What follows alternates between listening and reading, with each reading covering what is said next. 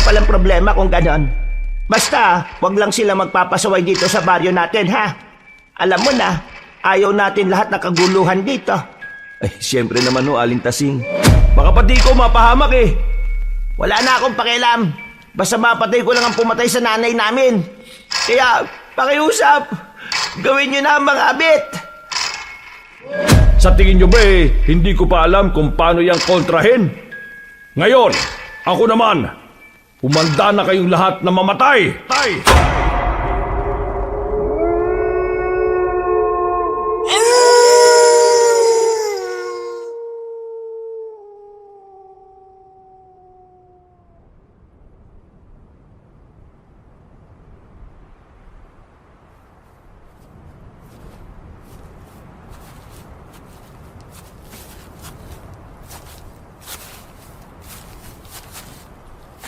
Mahal, ramdam mo ba yung mabigat na ihip ng hangin? Oo. Simula nung pumasok tayo sa masukal na parte nitong gubat, ramdam na ramdam ko na. Mas lalo ngang bumibigat habang tumatagal eh. Ang akala ko, ako lang ang nakakaramdam. Hindi ko nga rin pinapansin nung una eh. Akala ko rin ako lang ang nakakaramdam. Mabuti pala't sinabi ko sa'yo. Mahal, maging alerto lang tayo ha. At huwag muna tayong lumayo sa isa't isa. Sige, mahal ko. Nasa masukal na parte ng gubat ang mag-asawang Abet at Betcha. Pareho silang nakatingala dahil ang araw ay tila ba ayaw lumusot sa makakapal na ulap na nagkukumpulan sa ibabaw ng masukal na gubat. Ang mga sanga na matatandang puno ay nagsasalubong sa ere. Lumilikha ng bubong na halos hindi pinapasok ng liwanag. At katulad ng sinabi ni Abet, habang tinatahak nila ang masukal na gubat ay mas lalong binabalot ng kakaibang puwersa ang paligid. Puwersang galing sa kadiliman. Ang nakakabinging katahimikan ay mas lalo lang nagpapabigat ng kanilang pakiramdam. Pero nagpatuloy pa rin ang mag-asawa habang bitbit ang lagayan nila ng mga halamang gamot. Si Abet ay isang kilalang albularyo sa baryo organiko. Namana niya ang talentong to sa kanyang mga magulang. Kaya batak na siya sa paggawa ng mga mabibisang halamang pangmedisina at panggagamot. Bitbit niya ang isang supot na yari sa hinabing abaka. Puno ito ng mga tuyong dahon, balat ng kahoy at mga buto ng halamang pinulot mula sa malalalim na bahagi ng gubat. Nakalagay din sa kanilang bewang ang isang lumang buntot pagi. Ang kanyang pinagkakatiwala ang pananggalang laban sa mga nilalang ng dilim. Samantala, si Betcha, ang kanyang asawa, ay isang babaylan na may malalim na kaalaman sa mga dasal, orasyon at ritual na ipinamana pa ng kanyang mga ninuno. Meron siyang daladalang basket na puno ng sariwang ugat at bulaklak. At nakasabit sa kanyang leeg ang isang kwintas na yari sa mga buto ng kung anong hayop. Tila kumikislap ito kapag tinatamaan ng bahagyang sinag mula sa langit. Sa kanyang balikat ay nakasukbit naman ang isang maliit na lalagyan ng langis. Ginagamit niya ito sa pagpapalayas ng kung anong masasamang elemento. Kapag nakakaramdam na ng kakaiba, ay tumutuloy pa rin sila katulad ng napag-usapan. Tahimik silang naglalakad sa gitna ng matataas na talahib. Kapwa nila alam na delikado ang gubat na ito. Ngunit, kailangan nilang magtungo dito sapagkat dito lang matatagpuan ang mga halaman na mahalagang sangkap para sa kanilang panggagamot. Mahal, mas tumitindi ang madilim na puwersang bumabalot. Parang may naglalaro rito sa gubat. Oo nga, nararamdaman ko. Mag-ingat ka at mas maging alerto ha. Nakakaramdam ako ng panlalamig ng paligid at ang banayad na kilabot ay gumagapang mula bato ko pababa rito sa gulugod. Kapansin-pansin din yung pananahimik ng mga ibon. Kahit ang iba pang hayop sa paligid, hindi ko na rin maramdaman. Hindi magandang senyales to. Ramdam ko na meron tayong kasabay ngayon. Naririnig ko ang lupa. Parang may mga nagtatakbuhan. Ang lakas talaga ng pakiramdam mo, mahal. Ang husay-husay mo talaga. Kaya kita minahal ng husto eh. Ay nako, hindi to ang oras para makipagbulaan sa akin ha. Seryoso ang sinasabi ko. Nagsasabi lang naman ako ng totoo. Nagtuloy-tuloy pa rin ang mag-asawa. Bagaman mas mabagal na ang kanilang mga hakbang, makalipas ang ilang sandali, narinig nila ang mahihinang yabag ng tao mula sa hindi kalayuan. Mabilis ito, padabog at tila ba merong tinatakasan. Dumadagundong ito sa pagitan ng mga puno habang palapit ng palapit. Kaya nagkatinginan silang dalawa. Naririnig ko na yung sinasabi mong mga yapak ng tao. Malapit na sila, mahal. Hinugot agad ni Abet ang buntot pagi mula sa pagkakasuksok at hinawakan ito ng maigpit. Si Betcha naman ay kumapasa sisidlan ng langis at tinanda ang isa niyang orasyon. At mula sa makakapal na damo ay biglang sumulpot ang dalawang binatilyong magkasing tangkad. Pero ang isa ay matipunong moreno at ang isa naman ay maputing chubby. Pareho silang pawisan, hingal na hingal, at ang kanilang mga mata ay namumugto sa takot. Ang morenong binata ay si Raha at ang maputing binata naman ay si Suliman. Sila ay kambal na merong tinatakbuhan kung ano. Aaksyon na sana ang mag-asawa para puntiryahin ang kambal pero dali-daling sumenya si Raha habang takot na takot pa rin ang mukha. Wag po! Wala kaming masamang balak! Hindi na niya natapos ang pagsasalita dahil natalisod na siya sa isang matabang ugat at tatumba sa harap mismo ni na Abet at Betcha. Takang-taka ang mag-asawa habang nakatingin sa binatang nadapa. Si Suliman naman ay bahagyang umalalay sa kapatid habang nanginginig ang mga kamay sa takot. Nang mapansin niyo na mag-asawa ay nagmamadaling lumapit si Betcha saka inalalayan si Raha sa pagtayo. Bakit? Anong nangyari? Bakit kayo tumatakbo? Meron ba kayong tinatakasan? Meron o. Sino? Ngunit bago pa makasagot ang kambal, isang kakaibang alingas-ngasang pumunit sa katahimikan ng gubat. Isang mababang ungol na tila nagmumula sa maraming lalamunan. May kasamang amoy na masangsang na parang pinaghalong bulok na karne at tuyong dugo. Alam na ni Abit ang tungkol sa amoy na yon dahil maraming beses na siyang nakasagupa ng ganitong klaseng nilalang. Dali-dali niyang tinapik ang asawa at seryosong pinagmasdan. Tila ba nag-usap ang kanilang mga mata. May mga kampo ng kadiliman sa paligid. Base sa nakakasukang amoy. Mga aswang sila. Marami sila, mahal. Kung ganon, aswang ang tinatakasan nito mga binata? Malamang, Betcha. Mahal, ihanda mo mga panaboy mo. At kayong dalawa, magtago kayo sa likuran namin.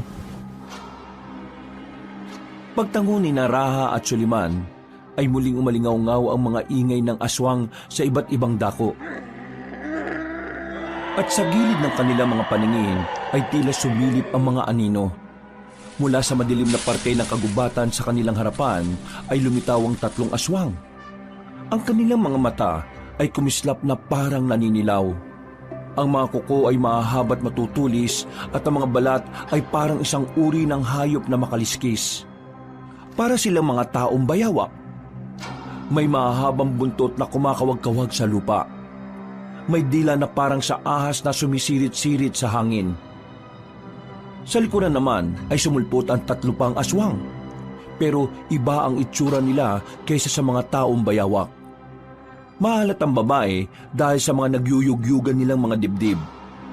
Hindi makaliskis sa mga balat nila, kundi may itim ito na parang balahibo ng isang ibon. Matulis ang kanilang mga nguso at ang mata ay sobrang pupula. Para silang mga taong uwak kung tutusin.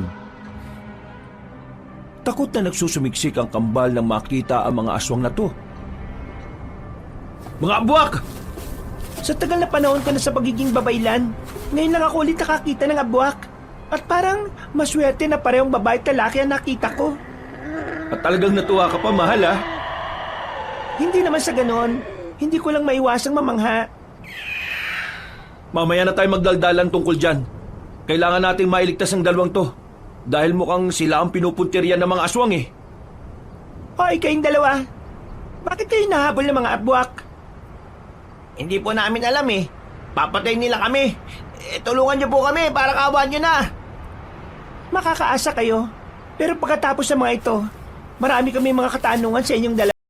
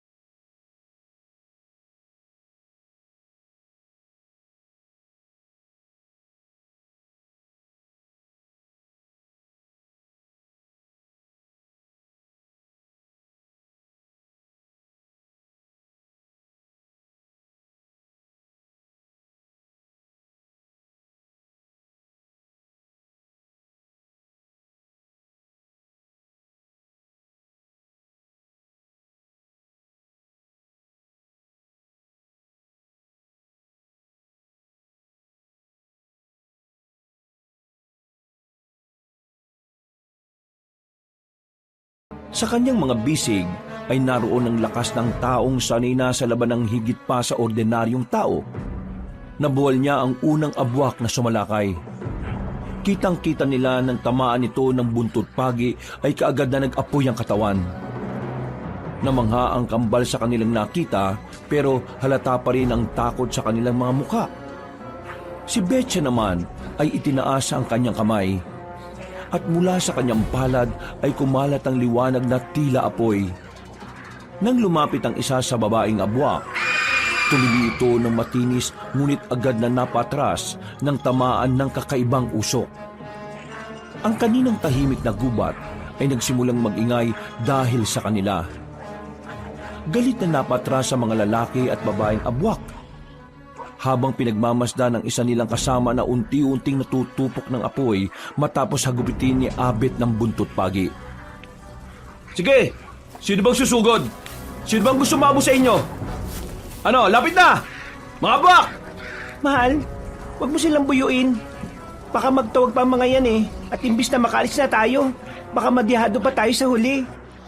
Huwag ka mag-alala, mahal. Isa sa mga likas na ugali ng mga abwak ay ang paglusob at pagtakbo. Alin lang yan sa dalawa. Kung susugod sila hanggang kamatayan o kung tatakbo para mabuhay sila. Ilang beses na rin ako nakasagupa ng mga katulad nila nung binata pa lang ako eh. Kaya natutunan ko na rin ng mga pag-uugali nila. Matagal na panahon na yun, mahal. Posibleng magbago na ang takbo ng sistema nila. Katulad din ng pagbabago ng takbo ng mga normal na tao. Huwag na natin pagtalunan pang tungkol dyan. Dahil baka mamaya imbis na sila ang kalabanin natin, tayo pang maglaban sa huli. Kawawa naman itong mga kasama natin mga binatilyo. Nagsusumiksik na nga sila sa atin ng husto oh. Puro ka rin talaga kalokohan, mahal. Kanina lang tuwang-tuwa ka dahil nakakita ka ng abwak pero ngayon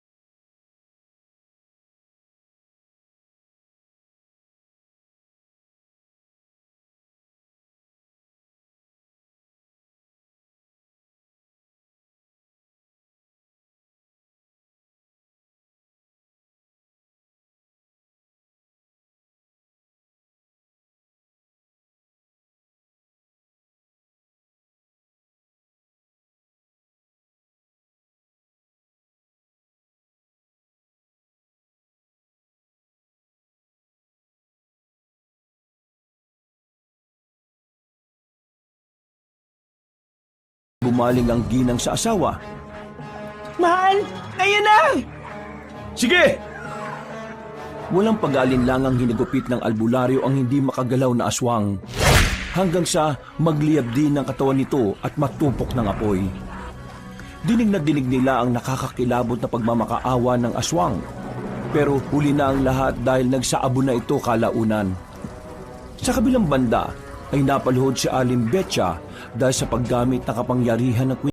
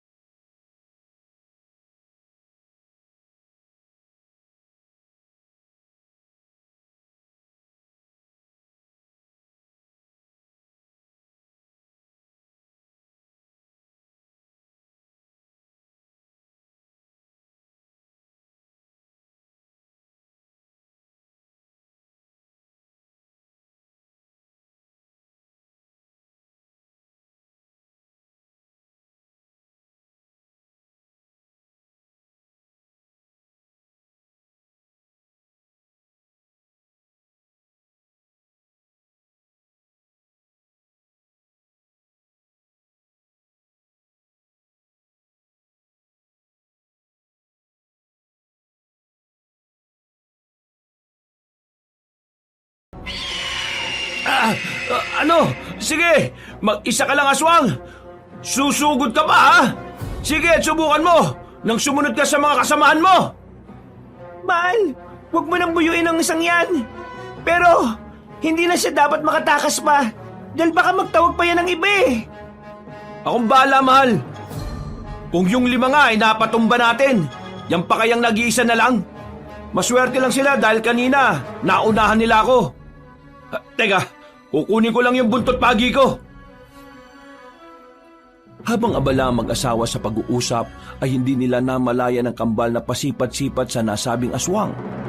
Tila may pinag-uusapan din ng dalawa na sila lang ang nakakaunawa. Maya-maya, tumingala si Soliman at nagulat na lang ang binatang Chubby dahil wala nang aswang.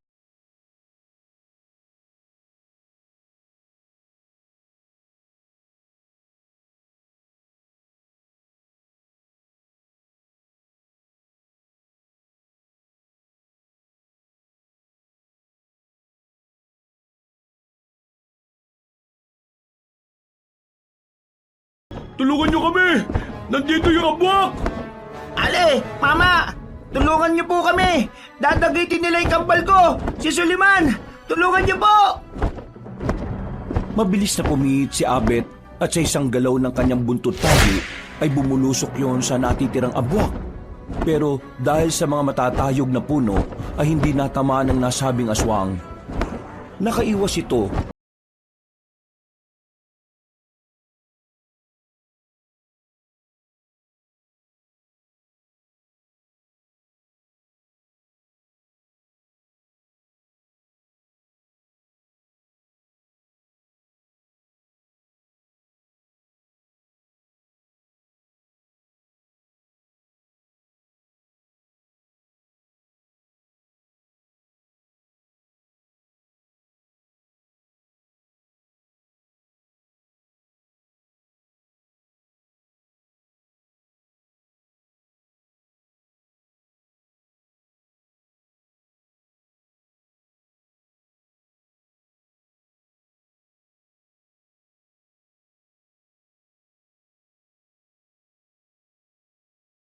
May mga kasama tayong iba dito, oh.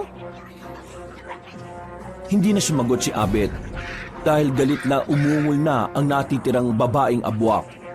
Sinenyasan na niya ang asawa na tumakbo na kasama ang 2 binata. Nang mawala na ang mga yon sa kanyang paningin, ay sumentro na siya sa aswang. Nakipagtagisan ulit siya ng lakas dito hanggang sa maya-maya pa nga, umalingaw-ngaw na nga ang tunog ng natutustang katawan gawa ng pagliyab. Pagdating ng 3 pang taong bayawak, ay nagulantang sila dahil nagliliyab na ang kanilang kasamahan na nagpagulong-gulong sa lupa bago matupok ng apoy. Oh, ano? Sinong gustong sumunod sa abwak na yan? Sige, lumusob lang kayo. Namiss ko ang pakikipaglaban ng ganito eh. Tila napiko ng 3 bagong dating, kaya sabay-sabay itong nagpakawala ng nakakatakot na ungol. Dahil sa tunog na yon ay nagliparan ng mga ibon sa paligid na tila na bulahaw. Dito lang din tuloy napansin ni Ginoong Abet na palubog na pala ang araw dahil unti-unti nang nababalot ng dilim ang paligid.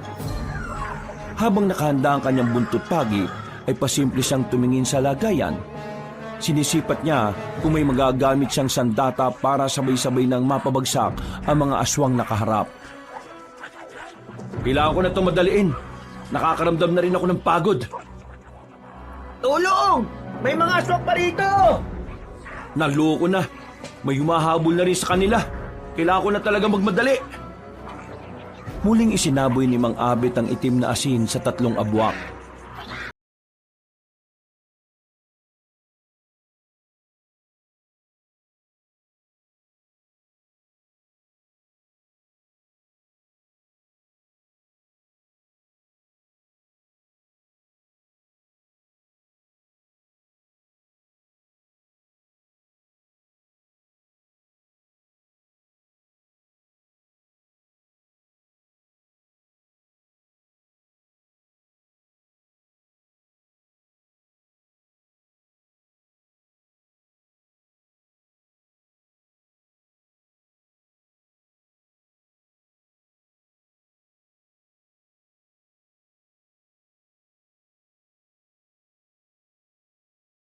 Ng halimaw ay mabilis siyang bumangon at muling sumalakay.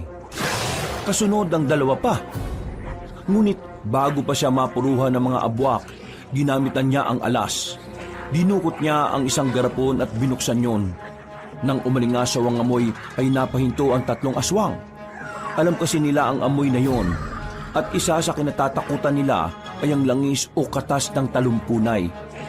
Dahil kapag natamaan sila nito, ay siguradong tunaw kagad ang kanilang katawan at walang matitira. Hindi na sana ito gagamitin ng albularyo dahil nag-iisa na lang, pero wala na rin siyang mapagpilian. Kaysa maunahan ng mga kalaban, ay dali-dali siyang sumugod at isinaboy ang nasabing likido. Tumakbo pala yung 3, pero ang isa sa kanila ay nasugatan ng maabutan ng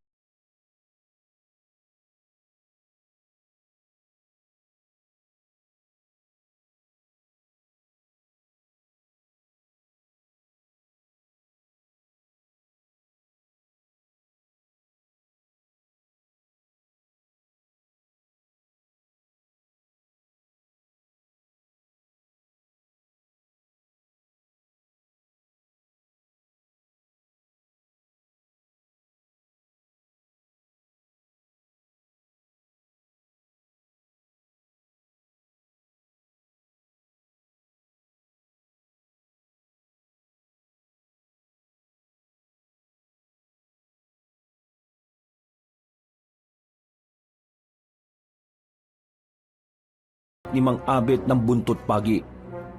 Nang umapoy na ang buong katawan ng aswang, ay napatras ang mag-asawa. Galit namang napatingin ng aswang sa kanila habang ikinakampay-kampay ang pakpak.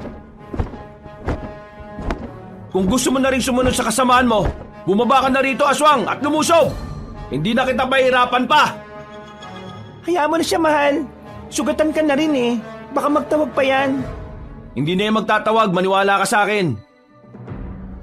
Tama nga ang sinabi ni Abet dahil pabulusok na sumugod sa kanila ang nasabing aswang. Pumorma ang mag-asawa pero hindi nila natulugan na hindi pala sila ang target. Mabilis ang sumunod na pangyayari dahil isa kay Raha at Sulaiman ang pinunteriya ng aswang. Parehong napasigaw ang kambal habang tumatakbo palayo at sinumantala ito ng mag-asawa. Hinagis ni Mang Abit ang natitirang laman ng garapon na may katas ng talampunay. Habang si Betcha naman ay ang itim na asin. Nabitbit na si Sulaiman pero nang masapol ang aswang ay saka ito napahiyaw at walang ano-ano ay natunaw na parang bula sa ere. Hindi naman magkandaugaga si Raha sa pagsalo sa kapatid. Pareho tuloy silang natumba sa lupa pagkalaon. Pagkatapos nun ay saglit muling natahimik ang kagubatan. Tapos na ba, mahal? Hindi ko na nararamdaman ang mga tunog ng aswang. Mabuti naman kung ganon. Napagod ako ron ah. Ayos ka lang ba? May sugat ka sa braso oh. Oo, ayos lang ako. Umalis na tayo rito bago pa may dumating na ibang aswang.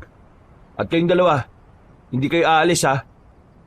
Sasama kayo sa amin dahil marami pa kaming katanungan sa inyo. Ano po? Unang tanong, anong pangalan yung dalawa? Raha po ang pangalan ko. Ikaw naman, binatang malusog. Ang pangalan ko naman ay Sulaiman. Ayos yung pangalan nyo ah. Parang si Raha Sulaiman lang ng sinaunang pinuno ng Maynila. Doon nga po inaango yun. Kambal kasi kami ni Sulaiman eh. Kambal pala kayo? Hindi halata ah. Isang macho at isang malusog. Ayaw ko magsabi ng ibang salita dahil maraming magagalit eh. At teka, may iba tayo. Alalayan niyo ako hanggang sa bahay dahil nanghina ako sa pagsagip sa inyo. Doon tayo mag-usap-usap. Kapag tinakasan niyo kami mag-asawa o gumawa kayo ng hindi maganda, nakita niyo naman kung paano kami makipaglaban sa mga aswang ha. Hindi niyo gugustuhin na kayo naman ang habulin namin. Naintindihan po namin. O ikaw, binatang malusog, naintindihan mo ba? Opo, Tawagin niyo na lang akong Mang Abit. At itong asawa ko, pakilala ka, mahal. Ako si Aling Betcha. Pasensya na kayo sa asawa ko ah. Ganyan lang talaga magsalita pero mabait siya. Saka na muna tayo magkwentuhan. Tara na't baka may dumating pang mga kalaban. Tara, alalayan niyo ako, Raha, Sulaiman. Inalalayan na nga ng dalawang binata si Mang Abit hanggang sa makalabas sila ng kagubatan. Nang nasa bukana na sila, eksaktong kumagat na ang dilim. Umaliwalas ulit ang pakiramdam nilang lahat dahil wala na ang kakaibang bigat na nanggagaling sa masukal na gubat. Sumakay kagad sila ng tricycle. Si Aling Betcha na ang nagmaneho pabalik sa baryo organiko para doon nila pag-usapan ang mga dapat pag-usapan. At sa paglisan nila sa lugar na yon, tila isang panganib pala ang naghihintay sa kanila.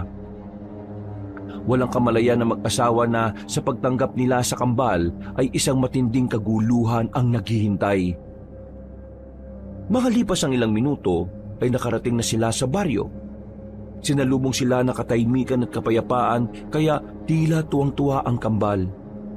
Dahil parang ngayon lang sila nakaranas ng ganitong kaaliwalas na lugar.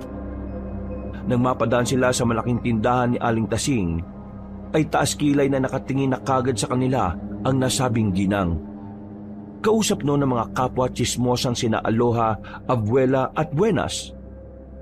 Kilala ang nasabing ginang sa baryo hindi lang dahil sa pagiging may kaya nito sa buhay. Matalas kasi kung makapagsalita ang ginang at sadyang matapobre. Mahilig siyang magkalat ng mga chismis na hindi naman talaga totoo at kung ano-ano pang bagay na nakasisira ng reputasyon. Mahilig din siyang manlait pero ang totoo ay mas kalait-lait ang itsura niya dahil sa hindi proporsyon na katabaan at dami ng tigyawat sa muka. Marami man ang naiinis sa kanya pero wala namang magawa dahil pera lang din naman ang katapat ng ilang tao sa baryo. Marami rin kasi ang kapuspalad at umaasa lang sa kakarampot na kabuhayan. Nang makita ni Abit ang ginang, ay kinuwayan niya ito. Kahit ang totoo ay wala siyang gana na kausap ang nasabing babae. Baka kasi isipin na naman noon ay hindi sila namamansin katulad nung nakaraang buwan. Magandang gabi, Aling Tasing. At sa inyo mga tagapaghatid ng balita ako mga kapitbahay. Aling Alona, Aling Abuela, at Aling Buenas. Magandang gabi rin, Abet. Teka. Bakit ikaw, Betcha, ang nagmamaneho ng tricycle nyo? At saka, sino yung mga kasama nyo, mga binatang bagong muka? Ano ho kasi? Teka, Abet. Ano nangyari sa iyo? Bakit may dugo ka sa braso? Napaaway ka ba, ha? Hindi ho. May nangyari lang doon sa gubat na pinuntahan namin. Tapos, ito mga kabataan ang tumulong sa akin. Hindi naman sila marunong magmaneho ng motorsiklo kaya ang asawa ko na lang ang nagmaneho. Ganun na nga ho, Aling Tasing. Sino ba yan na mga bagong salta? Hindi naman sila masasamang looban, Ay, hindi naman ho, Aling Tasing. Ang dalawang binatang to sina Raha at Sulaiman. Nakita namin sila sa gubat. Nakita sa gubat? Ang ibig sabihin ng asawa ko nagkita-kita kami sa gubat. Mga pamangkin ko kasi ang kambal na yan. Pamangkin? Di ba wala ka namang mga kapatid? Sabi mo, o lila ka na? Sa malayong pinsan ho, Aling Tasing. Nasa ibang probinsya kasi ang mga pinsan kong si Singson. Ganun ba? Wala naman palang problema kung ganon. Basta, wag lang sila magpapasaway dito sa baryo natin, ha? Alam mo na, ayaw natin lahat ng kaguluhan dito. Ay, siyempre naman ho, Aling Tasing. O sige na ho. Kailangan na naming umuwi para magamot tong sugat ko. Ay siya, sige. Mag-iingat kayo.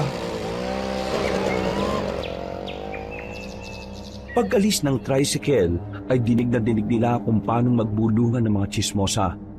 Napaismid na lang ang mag-asawa dahil alam nila na gumagawa na naman ng tsismis si Aling Tasing kasama ang mga kaibigan nitong mapapangit din ng ugali. Ipinaliwanag na lang din ni Mang Abet sa kambal na kailangan niyang pasinungalingan ng tungkol sa nangyari sa gubat. Dahil kakaibang tao si Aling Tasing. Kapag gumawa siya ng kwento, kahit masama pa, ay siguradong pinaniniwalaan kagad ng karamihan sa mga taga-baryo organiko. Dinala nila ang kambal sa kanilang tahanan. Ang bahay ni na Abet at Betcha ay gawa sa matibay na kahoy. May maluwag na silid na puno ng mga damong nakasabit sa dingding, mga bote ng langis at mga palayok na may lamang gamot.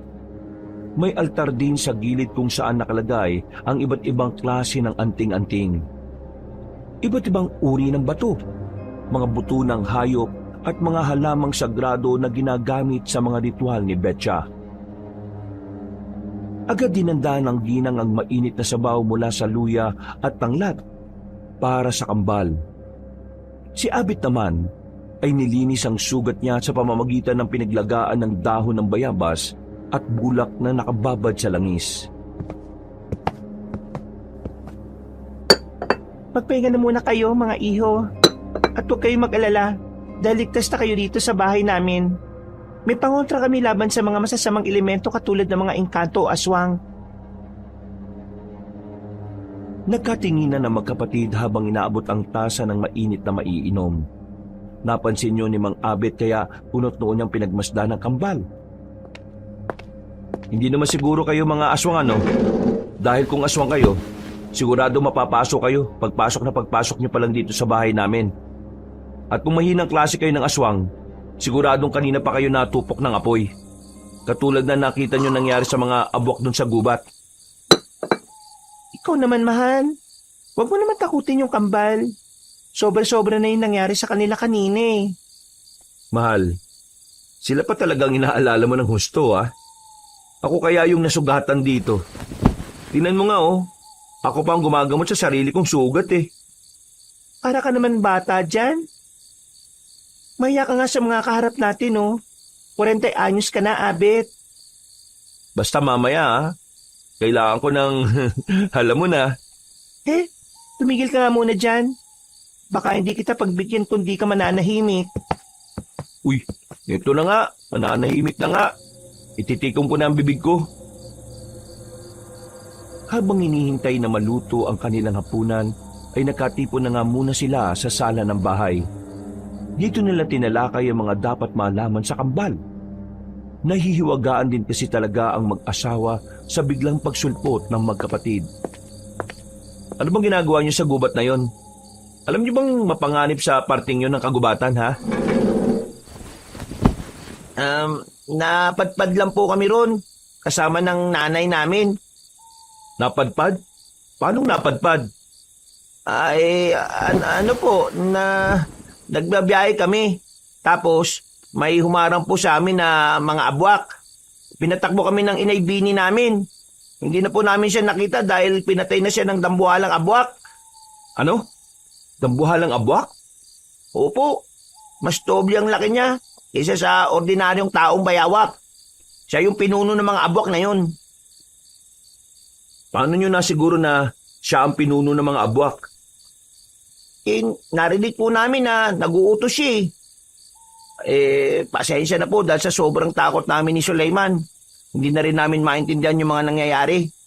Mabuti na lang po talaga. Tinulungan nyo kami. Kaya maraming salamat po Utang namin sa inyo ang buhay namin. Walang anuman yon, Rahan, Sulaiman. Kung wala pa kayo mapupuntahan sa ngayon, o habang inaayos nyo mga dapat ayusin pabalik sa kung saan kayo galing, pwede naman kayo manatili rito kahit na ilang araw lang. Mahal, parang hindi pa ako pumapayag Kapag hindi ka pumayag, hindi din ako papayag na mag-ano tayo. Ano, hindi ka papayag? Ay, syempre payag. Basta mamaya para mawala naman yung sakit ng katawan ko. Matagal-tagal na rin tayong hindi nakakapag-ano eh. Oo na. Teka, mabalik tayo sa inyo. Raha, Sulaiman. May sasabihin lang ako Kung plano niyong ipahanap sa mga kinauukulan ng nanay niyo, uunahan ko na kayo. Iniiwasan ng mga tao ang kagubatang yon. Kahit mga sundalo o rebelde rito sa probinsya hindi nagpupunta ron. Ang mga katulad lang namin ng asawa ko ang naglalakas ng loob na pumasok sa mapanganib na lugar na yon dahil kaya namin protektahan ang sarili namin. Ang mga ordinaryong tao, hindi uubra sa ganong lugar na balot sa kadiliman. Kaya kung sinasabi niyong nabiktima na ang nanay niyo ng dambuhala o pinunong abwak, ikinalulungkot kong sabihin na huwag na kayong umasa na makikita niyo pa ang bangkay niya. Naintindihan naman po namin. Para gumaan-gaan ang loob ng dalawang binata, ay niyakap sila ni Aling Betcha. Si Mang Abet naman, habang pinagmamasdan ng kambal, ay tila nakakaramdam ng kakaibang kutob. Para kasing may mali o may iba sa mga ikinukwento ng magkapatid. Napakibit-balikat na lang siya habang tila kinakausap ang sarili. Hindi sila nagsasabi ng totoo. May hindi sila sinasabi sa amin. Nakikita ko sa mga kilos nila na meron silang tinatatong sikreto sa amin ng asawa ko Kaya hindi dapat kami magpakampante habang nandito ang dalawang binatang ito. Naantala lang sila pare-pareho nang marinig ang pagkulo ng nilulutong pagkain. Nagpunta na nga sila sa kusina at nagsalo-salo sa hapunan. Mabilis na lumipas ang oras. Nang sumapit na ang kalaliman ng gabi, habang natutulog ang kambal, ay magkatabi namang nakaupo sina Abet at Betcha sa gilid ng kanilang bintana sa sala. Malinaw ang sikat ng buwan kahit kalahati lang ito. Kaya kitang-kita nila ang isa't isa kahit nakapatay ang ilaw. Parang kanina pa may bumabagabag sa iyo, mahal. Tungkol ba ito sa kambal?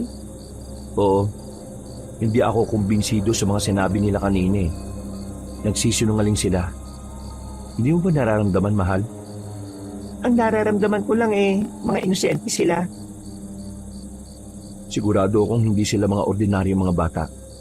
Dahil wala pang ordinaryong tao ang nakakapasok at nakakalabas sa gubat na yun Nakalabas sila sa tulong natin. Kung wala tayo ron, siguradong pinagpepiestahan na sila ng mga aswang katulad ng ginawa sa nanay nila. Ewan ko, basta. Hindi pa rin ako ganun kakumbinsido, mahal. Kaya ang payo ko sa iyo huwag kang masyadong magpapalinlang sa kambal. Oo, at inosente nga silang tingnan. Pero sigurado akong may sikreto silang tinatago. Alam ko naman na may tinatago sila. Ramdam ko rin yon. Pero hindi ko kayang pabayaan ang mga katulad nila Hindi na rin sila dapat pabayaan. E paano kung mga abwak din sila? Ano bang klaseng tanong yan? Kung mga aswang sila, Katulad nga ng sinabi mo kanina, matagal na silang natupok ng apoy. Pagtungtong na pagtungtong pa lang nila dito sa bahay namin dahil sa dami ng pangontra. O sige, huwag na natin pag-usapan yan. Alam naman natin na hinahabol sila ng mga abwak, di ba? Kung mananatili sila rito, baka madamay tayo sa kanila. Pati ang buong baryo. Baka sabihin pa ni Aling Tasing na nagkupkup tayo ng mga taong hinahabol pala ng aswang. Mahal, kung paalisin natin sila, tsak na mamamatay sila dahil sigurado kung hahabulin sila ng mga abwak. Alam mo naman na hindi sila titigilan ng mga yun, di ba? Alam mo rin naman na kung kukupkupin natin ang kambal, posibleng tayo ang madamay pati ang baryo. Pero Abet, hindi ba't bilang albularyo at babaylan, tungkulin nating tumulong sa mga nangangailangan, ano man ang kapalit? Hindi na nakasagot si Abet. Napabuntong hininga na lamang siya dahil alam niyang tama ang asawa. Pagkatapos ng pag-uusap na yon ay natulog na nga sila. Lingid sa dalawa ay nakikinig pala ang kambal na nagyakapan na lang dahil hindi naman talaga nila alam ang gagawin. Kinabukasan at sa mga sumunod pang araw, naging maayos naman ang takbo ng buhay ng bawat isa sa baryo. Nakilala agad ng mga tao sina Raha at Sulaiman. Dahil madalas silang nakikita sa bakuran sa tuwing may nagpapagamot sa albularyo at babaylan. Pero katulad ng matagal ng gawain ni Aling Tasing, ipinagkalat niya kagad sa mga kapwa tsismosa ang kutob niya sa dalawang binata. Sinabi niya nga kina Aling Aloha, Aling Abuela at Aling Buenas na parang hindi naman totoong kamag-anak ni na Abet at Betcha ang kambal. Ang layo kasi talaga ng itsura nila sa mga yon. Dahil dito ay mabilis na kumalat ang impormasyong yon sa mga taga roon. Nakaramdam tuloy ng pagkailangang kambal, lalo na sa tuwing makikita nila ang tingin ng iilan na parabang nanlilibak. Huwebes ng hapon, dahil wala si Mang Abet, nakisuyo muna si Aling Betcha ng pag-iigib sa magkapatid. Nasira rin kasi ang pusuhan nila kaya hindi magamit. Nagpunta nga ang kambal sa balon at naabutan nila si Aling Tasing na kausap na naman ang mga kapwa tsismosa. Muli rin sa hindi kalayuan ay dumating doon si Abet. Galing kasi siya sa isang pasyente na nagpahilot. Natanong niya ang kambal pero hindi muna siya nagpakita sa mga yon. Nagmasid lang siya dahil naririnig niya ang babaeng tsismosa na nagkakalat na naman ng nakasisirang impormasyon. Ay nako, sigurado na talaga ako na hindi ka mag-anak ni Abet ang kambal na yon. Naalala niyo, di ba? Nung nakaraang linggo ng gabi na nakita nating duguan yung braso niya. Malakas talaga ang kutob ko na may nangyari doon sa pinuntahan nila eh. Paulit-ulit ko namang sinasabi sa inyo na may kakaiba. Ewan ko ba rito kay Abet at bakit nagpapasok pa ng mga hindi taga rito sa baryo organiko? Eh paano kung may mga dalang sumpa o kamalasan niyang Raha at Sulaiman na yon? Eh di nagkandaloko-loko na. Parang nababalitaan ko pa naman ngayon na nagkakaproblema raw sa taniman ni Mang Gardo pati ni Kumaring Bersosa. Parang nagsisimula na tuloy magkatotoo yung kutob ko eh. Mawalang galang na ho. Kami ho ba ng kambal ko yung pinag-uusapan nyo? Ay, nandyan pala kayo. Eh, magigib kayo? Nakto, bawal makigib dito sa balon. Sa iba na lang kayo. At saka may pusuan naman kayo, di ba? Yang sila Abet at Betcha, meron sila? Eh, sira po kasi ngayon yung puso eh. Wala pa si si Tio Abet para mag-ayos nun. Ay, hindi nyo ba kayang ayusin yan? Ang lalaki pa naman ang katawan ninyo pero wala kayong alam na gawain. Puro hangin lang ba yung mga muscle nyo? Lalo ka na Sulaiman. Ay, ako, sayang lang ang pagkupkup sa inyo ni Abet at Betcha. Nagkamali talaga sila ng ginawa nila eh. Di na sila nakapag-isip ng tama. Ay kung ako sa inyo, bumalik na kayo kung saan man kayo nang galing na dalawa.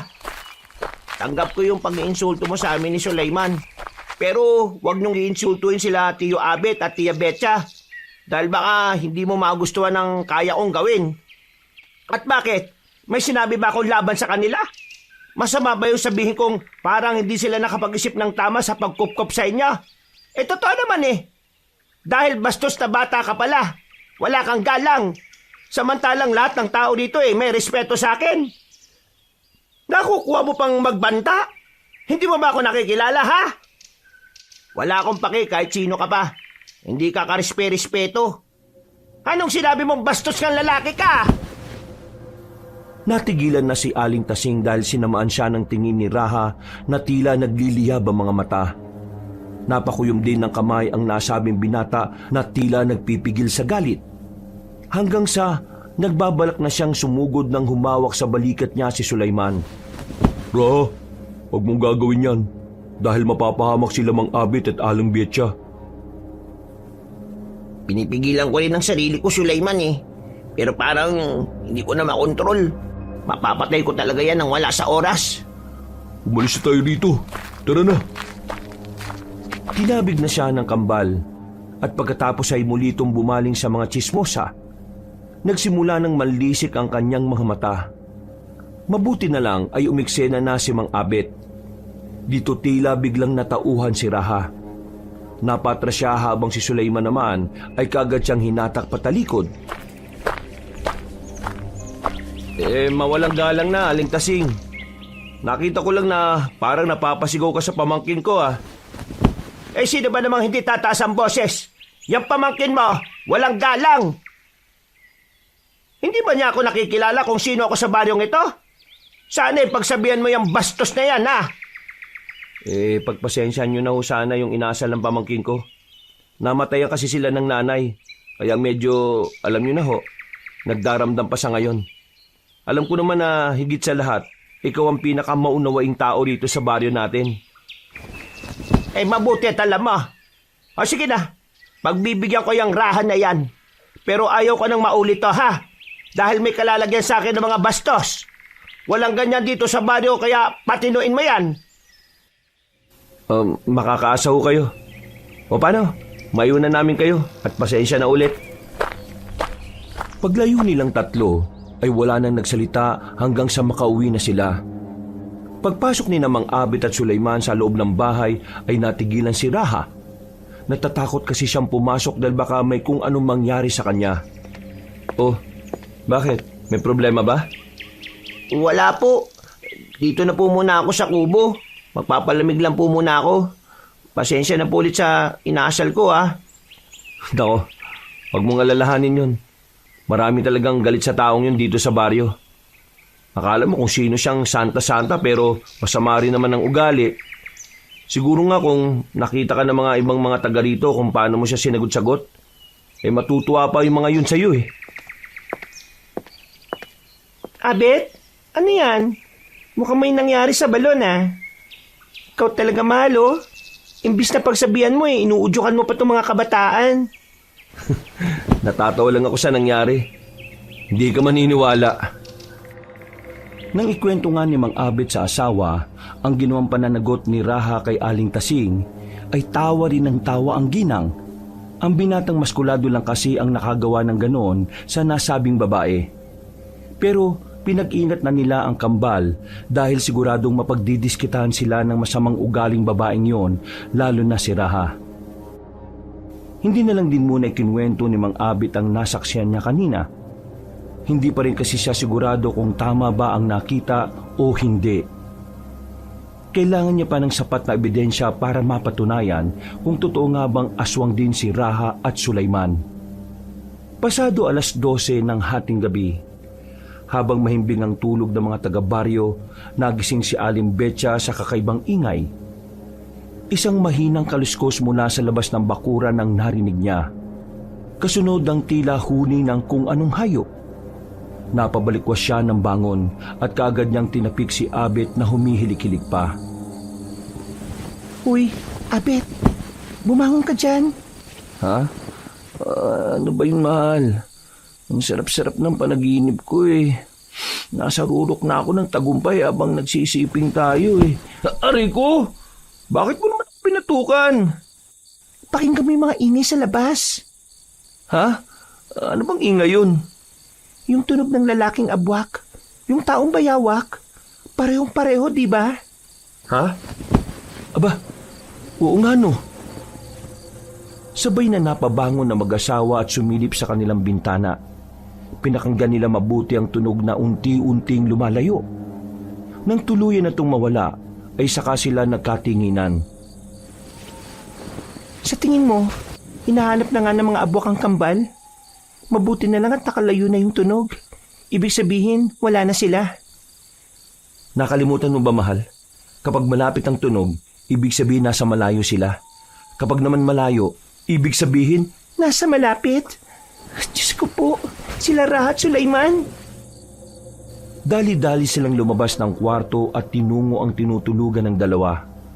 Alam naman nila na ligtas laban sa aswang ang kanilang bahay, pero gusto pa rin nilang makasiguro. Pagsilip nila sa silid ng kambal, ay ganun na lang ang gulat nila dahil wala si Raha. Ginising nila at tinanong si Sulaiman na wala ring alam. Tulog na tulog kasi ang malusog na binata. Dahil dito ay lumabas na si Mang Abit at natigilan na siya nang makita nga si Raha na nakatambay sa kubo. Hindi siya sigurado sa nakita dahil madilim, pero may naaninag siyang sinag na parang kaliskis at mga naninilaw na mga mata. Oh, anong ginagawa mo dyan, Raha? Delikado at may narinig akong abwak na humuhuni. Ako lang po yun. Ha?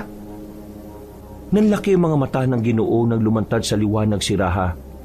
Nakita niya ang naninilaw nito mga mata at ang ilang bahagi ng katawan na may kaliskis ng isang bayawak. Pero unti-unti nang bumalik sa normal na anyo ang binata. Makalipas ang ilang oras, pasado 2:00 na madaling araw, nakatipon sila sa kubo at dito na nga ipinaliwanag ng kambalang totoo. Na hindi rin sila ordinaryong tao dahil sila ay may lahing abwak. Ang nanay bini nila ay normal na tao na dinakip ni Lakan, na siyang pinuno ng mga abwak. Namuhay ang kambal sa kuta ng mga aswang at ngayon, 21 nilang kaarawan, ay kailangan nilang maging ganap na abwak. Papainumin na sana sila ng sariwang dugo at sariwang karne ng tao, subalit hindi pumayag ang ina ng magkapatid. Itinaka sila subalit dahil dito ay namatay si Nanay Bini. Ito na rin yung parte kung saan ay nakakawala ang kambal at nakita nila sa gubat ang mag-asawa. Nang malaman ni Mang Abit at Aling Betcha ang tunay na kwento, ay nag-alala silang pareho para sa dalawa. Kung ganun totoo pala nakita ko kagabi. Kamuntikan ka nang magpalit ng anyo sa harapan ni Aling Tasing Pero nakakapagtaka lang dahil parang hindi kayo tinatabla ng pangontra sa loob ng bahay namin. Posibleng dahil inosente talaga sila. Ibig sabihin, kahit na nananalitay sa dugo nila ang pagiging abwak, hindi pa naman sila nakakatikim ng sariwang dugo o karne ng tao. Dalisay pa rin ang kanilang katawan kaya hindi umiepekto ang pangontra sa bahay natin. Ah, kaya pala. Ang galing mo ron, mahal. Raha, Sulaiman, pwede kayong manatili rito sa amin. Pero ipangako nyo na hindi na gagawin yung nangyari doon sa balon Mahirap na kapag nalaman ni Aling Tasing at mga kapanalig niyang chismosa ang tungkol sa inyo. Mahirapan na kaming maprotektahan kayo laban sa mga abwak na naghahanap sa inyo. Tama ang asawa ko. Sige na, magpahinga na tayong lahat.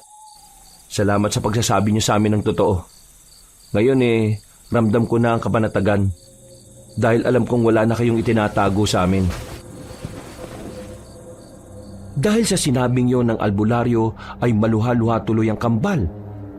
Maliban kasi sa namatay nilang nanay, sa buong buhay nila ay ngayon lang sila nakaramdam ng ganoong pagtanggap. Kahit kasi ang sariling ama na si Lakan ay hindi sila itinuring na anak hanggang sa hindi sila nagiging ganap na abwak. Nilapitan sila ni Aling Betcha at niyakap ng mahigpit hanggang sa guminhawa ang kanilang pakiramdam. Pagkatapos nito ay pumasok na sila sa loob ng bahay at nagpahinga. Kinabukasan at sa mga sumunod na araw ay mas naging maayos at magaan ang samahan nila sa bahay. Hindi na rin muna naglalalabas ang dalawang binata upang maiwasan silang mapagdiskitahan ni Aling Tasing at mga kasamahan nitong chismosa.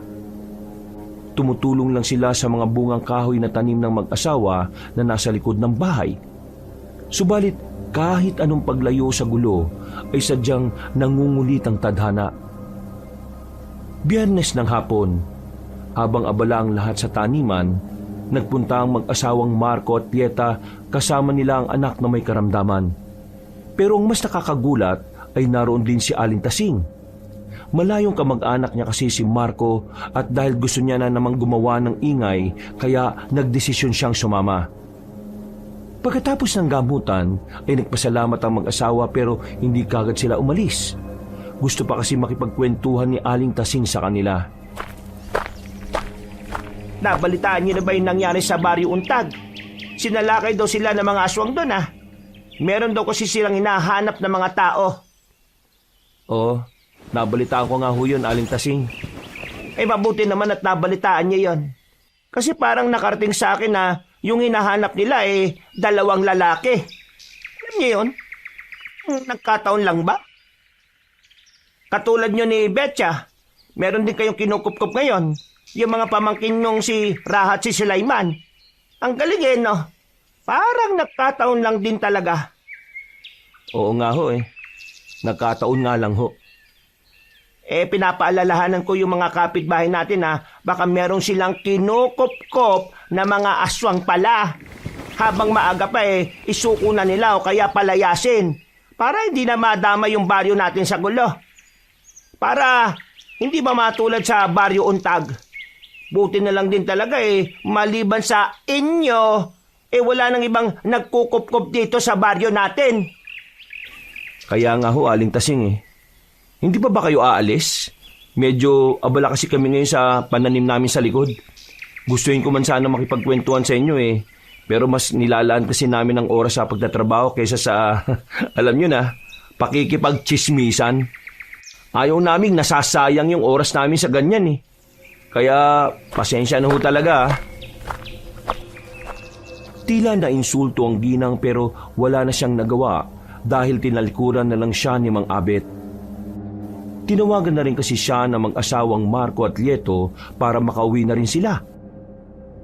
Mula naman sa hindi kalayuan ay sinamaan lang ng tingin ni Raha ang nasabing ginang.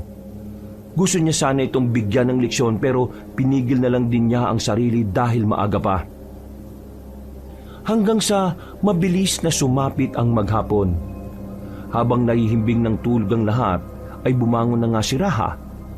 Naramdaman ito ni Sulaiman kaya bumangon siya at pinigil ang kapatid. Saan ka na naman pupunta, Raha? Lalabas lang ako saglit. Babalik din kaagad ako. Sinabihan na tayo ni Mang Abet at Aling Betcha, di ba? Huwag kang gagawa ng anumang bagay na ikakapahamak mo. Alalahanin mong kapag nabuko ng mga taga rito ang pagkatao mo, hindi lang ikaw ang mapapahamak, kundi ang mga taong kumupkup sa atin. Hindi naman ako mahuhuli. Bibigyan ko lang ng leksyon yung aling yon para magtanda siya. O sige na, maiwan na kita dyan. Sa huli ay hindi na rin napigil ni Sulaiman ang kakambal. Naghintay na lang sila rito hanggang sa sumapit na ang 3:00 ng madaling araw. Nakarinig na lang silang lahat ng kalabog sa bandang kusina at pagpunta roon ng malusog na lalaki ay nakita niya ang kakambal. Duguan si Raha dahil meron siyang tama sa tagiliran. Anong nangyari sa iyo, Raha? Duguan ka! Tulungan mo ako, Sulaiman. Rico. Dahil sa ingay ng magkapatid ay nagising ang mag-asawa.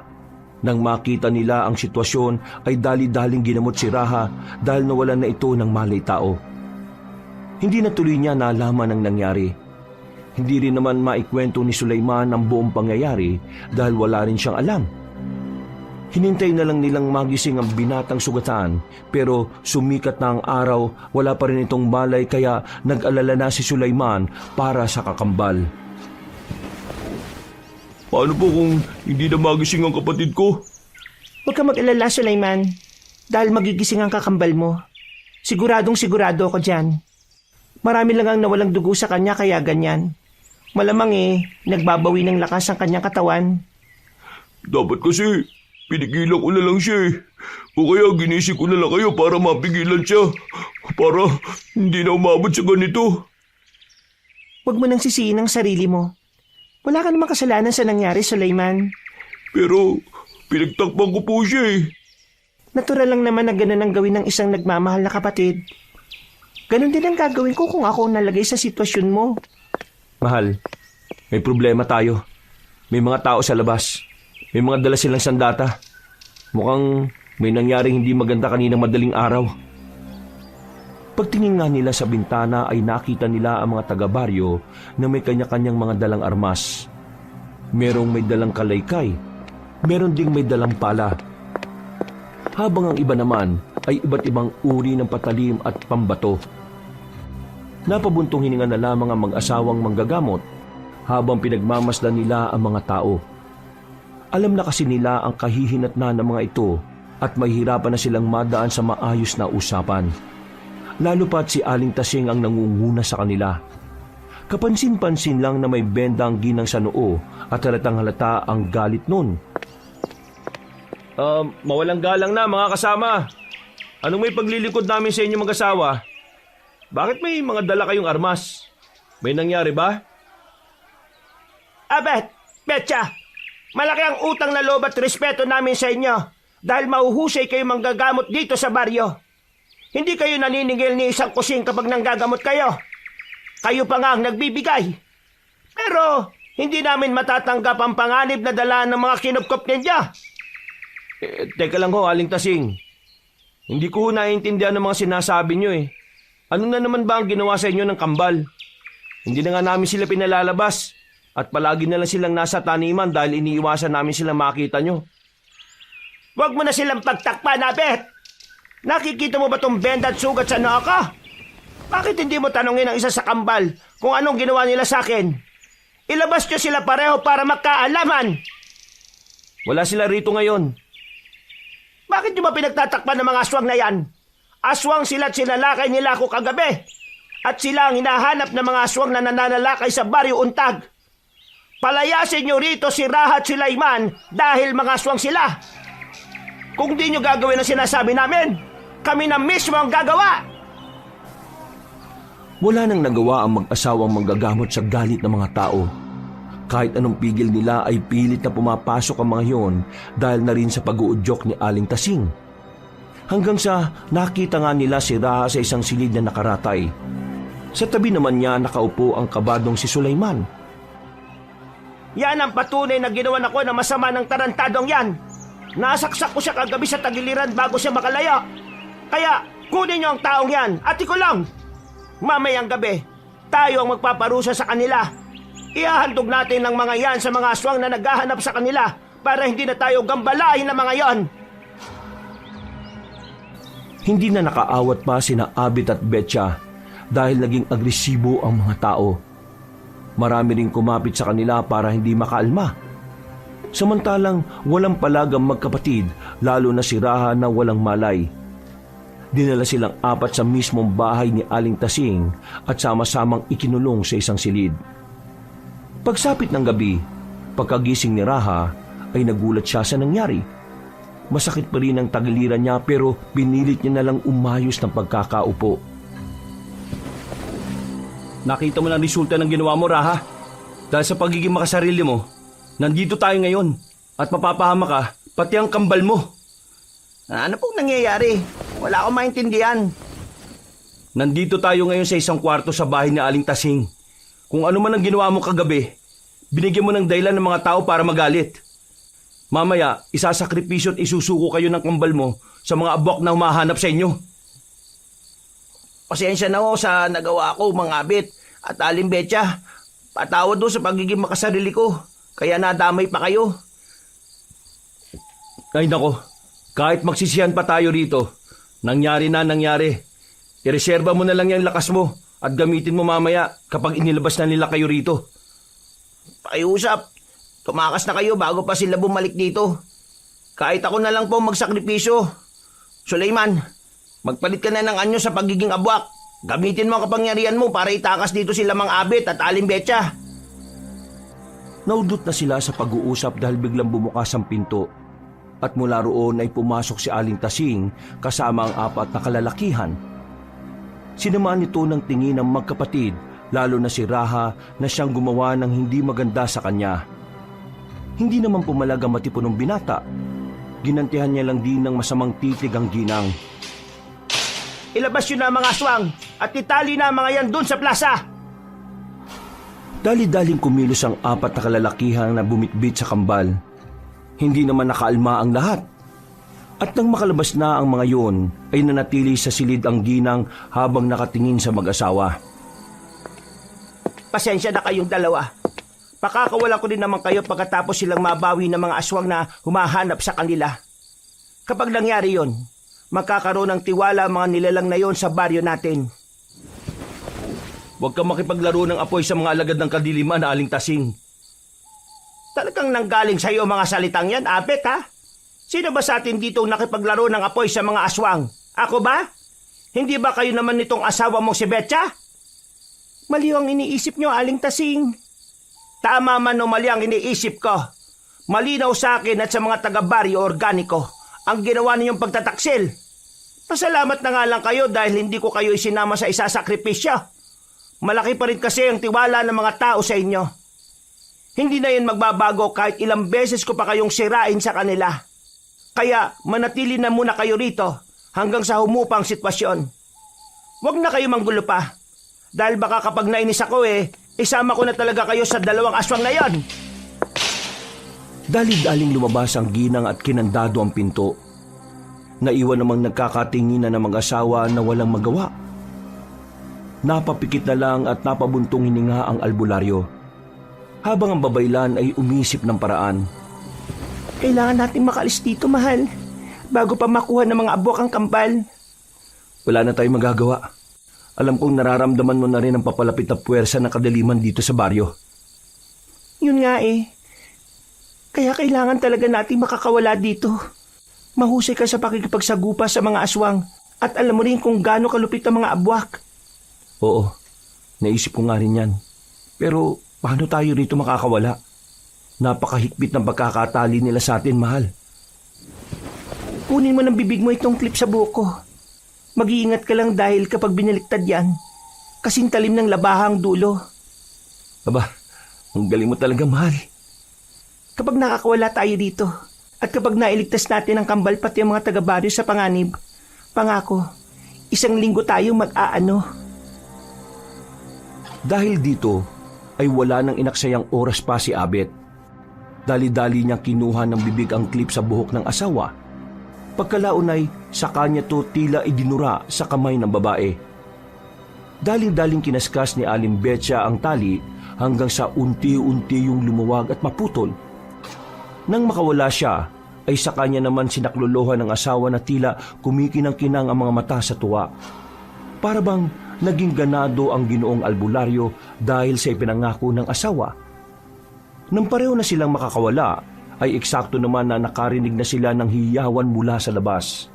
Tila ba nagkakaisa na ang mga taga-baryo na isakripisyo sina Raha at Sulaiman sa mga abwak. Nahuli na tayo, mahal. Mukha nga. Nararamdaman ko na at naririnig ko ang ingay ng lupa at pagaspas ng pakpak ng mga abwak. Nandito na sila, mahal.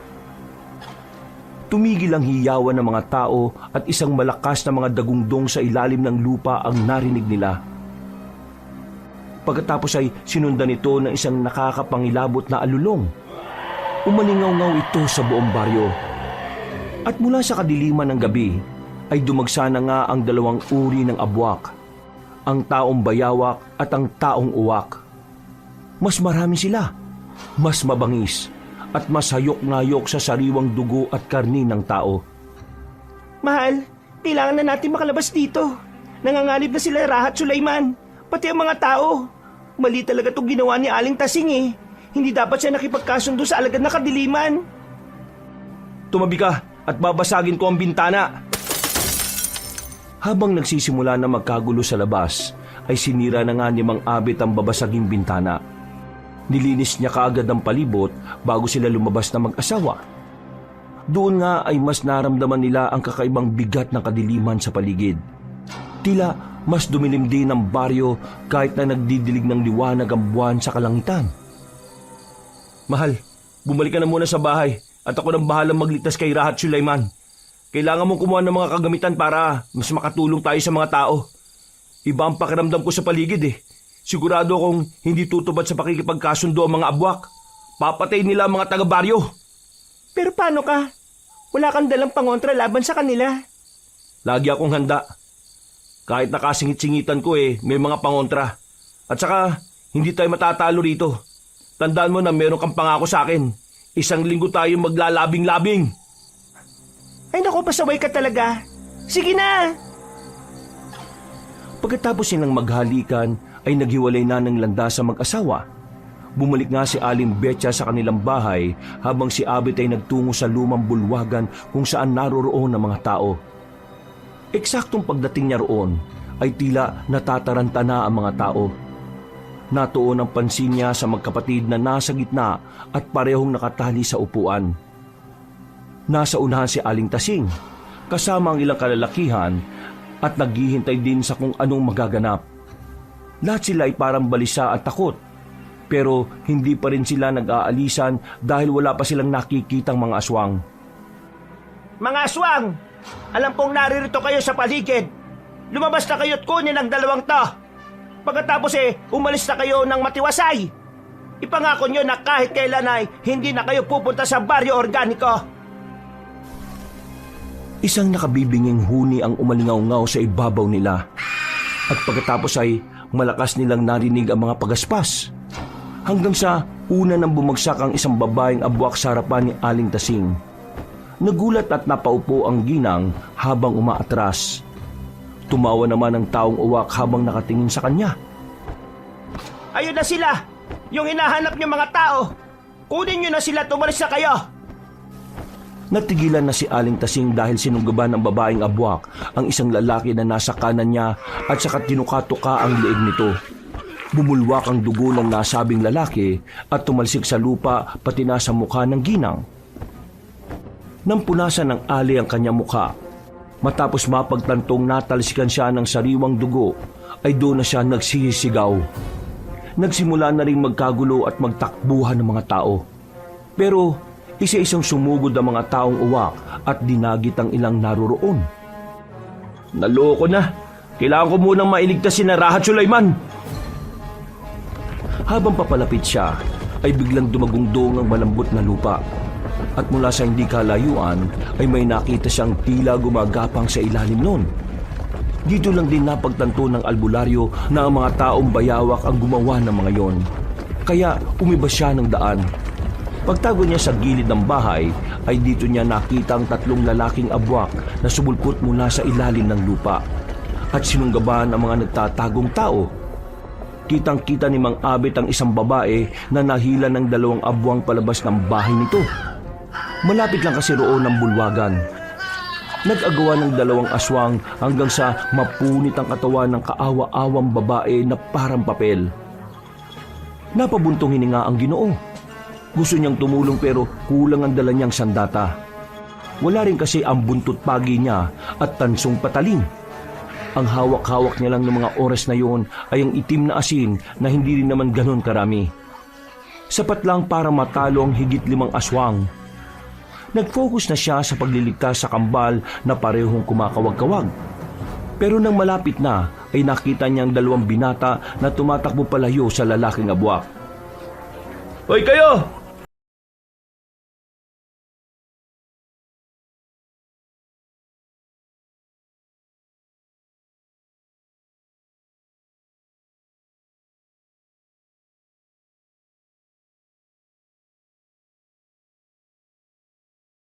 Subalit nang malapit na ang kambal ay isa sa kanila ang nahablot ng abwak at tinagis pa itaas.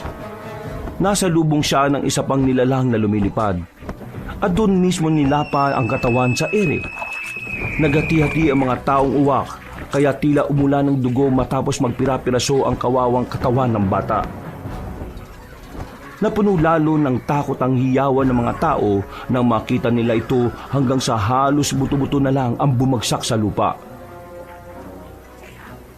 Diyos ko po! Nagmistulang impyerno ng baryo! Umiiyak na yumakap kay Abet ang batang takot na takot, kasunod ng pagsugod ng mga abwak. Dahil dito ay wala nang napagpilian ng Ginoo kundi gamitin ang hawak niyang itim na asin. Hinagis niya ito paikot at sabay-sabay na tinamaan ng mga abwak sa mata. Napatras sa mga yon at naghiwa-hiwalay sa galit. Kaya sinamantala ni Abit ang pagkakataon. Tumakas na siya kasama ang batang iyak ng iyak. Bata, makinig ka ha. Kung ayaw mo mamatay, huwag kang gagawa ng kahit na anong ingay. Tumigil ka sa pag-iyak. Pakiusap, kung hindi, pareho tayo mamamatay. Sumunod agad ng bata. Nagtago sila sa gilid ng mayabong na puno habang nakatungtong sa improbisibong mahabang upuan. Sa ganung paraan ay hindi sila mararamdaman ng abwak na nasa ilalim ng lupa. Sumipat-sipat ang Ginoo sa nagkakagulong paligid. Pagtingin niya sa bulwagan ay naroon pa rin ang magkapatid na Raha at Sulaiman na kumakawag-kawag pa rin. Nawala na sa paningin niya si Aling Tasing, kaya hindi na niya alam kung saan na ito nagpunta. Dito ka lang sa upuan ha. Kahit ano mangyari, huwag kang aalis dito. Gumilid ka lang, dahil hindi ka makikita ng mga aswang. Magdasal ka at pumikit, at higit sa lahat ay huwag na huwag kang gagawa ng kahit na anong ingay. Sige na, kunin mo na rin tong isang supot oh. Kapag may lumapit sa'yo rito, isabay mo kagad at sumigaw ka para marinig ko. Tutulungan ko lang yung mga yon na nasa bulwagan. Kapag napakawalan ko na sila, matutulungan nila tayo. Ano, naintindihan mo ba? Pagtango ng batang takot na takot, ay inabot naman ni Abit ang piraso ng 2x2 na nakadantay din sa gilid ng puno. Pagkatapos ay tumalon siya at patakbong lumapit kay Raha at Sulaiman. Raha, Sulaiman, nandito na ako. Ililigtas ko kayo. Nang makita siya ng kambal, ay mas lalong nagkakawag ang mga yun. Pero sa tindi ng pagkakatali sa kanila, ay hindi nila parehong magawang makakawala. Hindi rin naman nakapagpalit ng anyo bilang abwak si Raha dahil nangihina siya gawa ng pagkakasaksak sa tagiliran. Si Sulaiman naman kasi ay hindi pa rin sanay kung paano magpalit ng anyo. Bibihira kasi nilang gawin ang tungkol doon dahil pinipigilan sila ng ina. Habang papalapit si Mang Abet ay dumarami rin ang mga lumulusob. Ginamit niya ang natitirang itim na asin bilang panlaban. Kasama ang pisikal na lakas na siya naman pinapamalo sa mga lumilipad na abwak, pati na rin ang gumagapang sa ilalim ng lupa. Sige, lusob! Sugod lang ng sugod, mga hayop kayong abwak kayo! Malakas niyang pinalo ang ulo ng isang taong uwak. Sa tindi ng pagkakapalo ay pumutok ang bungo nito. Sabay talsik ng malapot na dugo at utak.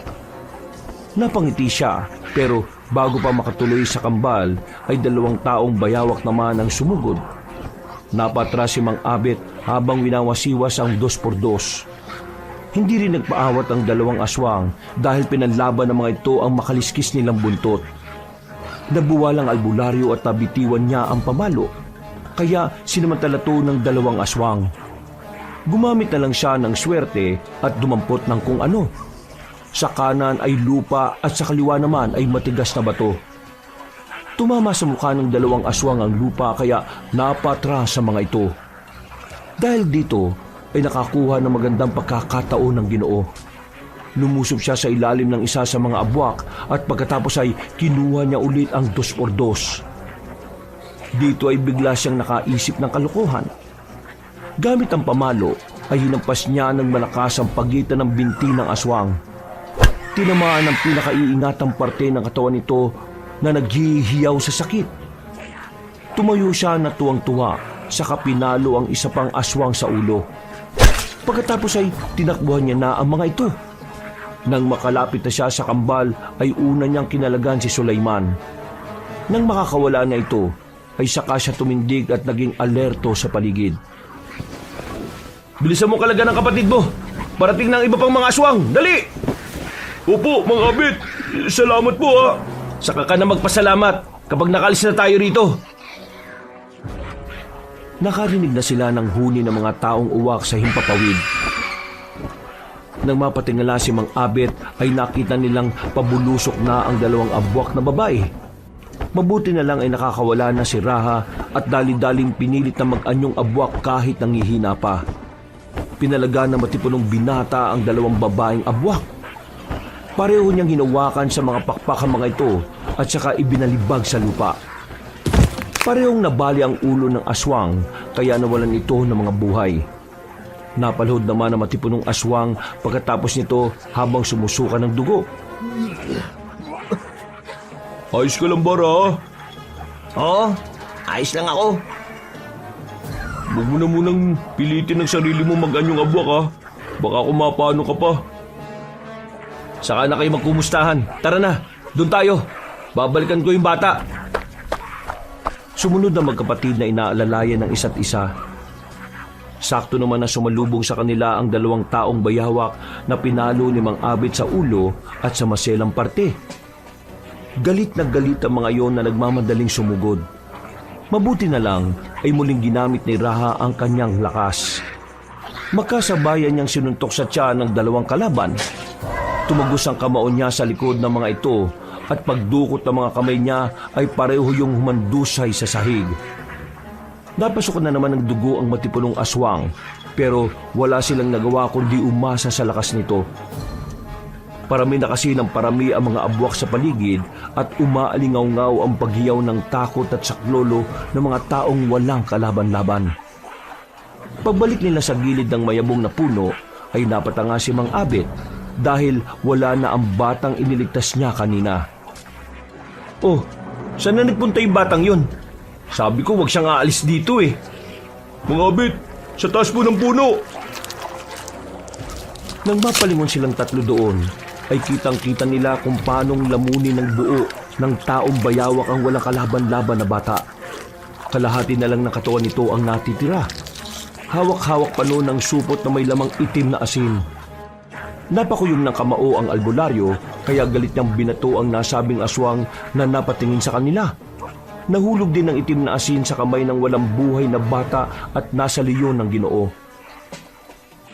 Pagdura ng halimaw sa natitirang katawan ng kaawa-awang biktima ay saka yun lumusob sa kanila. Pero galit itong hinagisa ni Mang Abit ng itim na asin. Napuwing at nagkakakawag sa init ang kalaban kaya hindi na rin nag-asaya ng oras si Raha. Sinuntok niya sa ulo ang aswang. Butas sa mga mata nito na humandusay sa lupa.